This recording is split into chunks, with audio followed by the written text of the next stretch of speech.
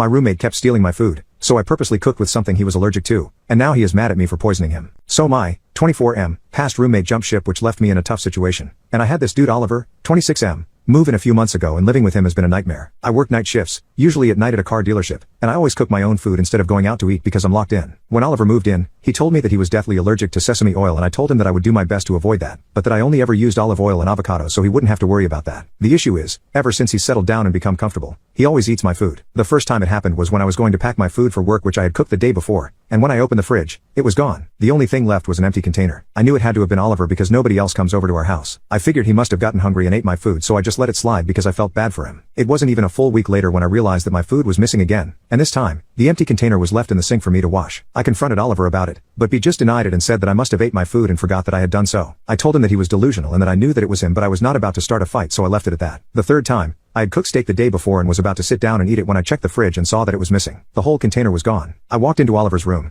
and he was sitting under his desk, obviously hiding, and eating my food. I yelled at him and told him to stop eating my stuff and to pay me back for all the stuff he's ate, and he just sat there and started crying. He then proceeded to apologize a million times, and say that he did not know that I was not willing to share with him, because his previous roommates shared all the food and that's what he was used to. I told him that I had explicitly told him previously to not eat my stuff, but he just kept apologizing and saying that it would not happen again. I waited for him to send me money for food, which of course he did not do because he claimed that his account was empty because he had just paid rent. I went out and was furious, and I realized what I was going to do. I prepped my next meal, and had bought sesame oil to cook it with, and packed it in the fridge for the next day. Well, the next day came, and I headed out to go to the gym, and my food was still in the fridge. I did my workout, and by the time I came back, there was an ambulance out front. I ran upstairs, and as expected, the EMTs were seeing to Oliver, and I hate to admit it, but I did not feel bad at all. I warned him so many times to stop eating my food, and there he was, poisoned at his own fault. He started yelling at me, saying that I tried to poison him and that this was all my fault and that I would have to pay his medical bill, but the EMTs continued with assisting him and calming him down. They took him away to the hospital in an ambulance, and I was able to relax and cook that evening, without worrying about him eating my food again.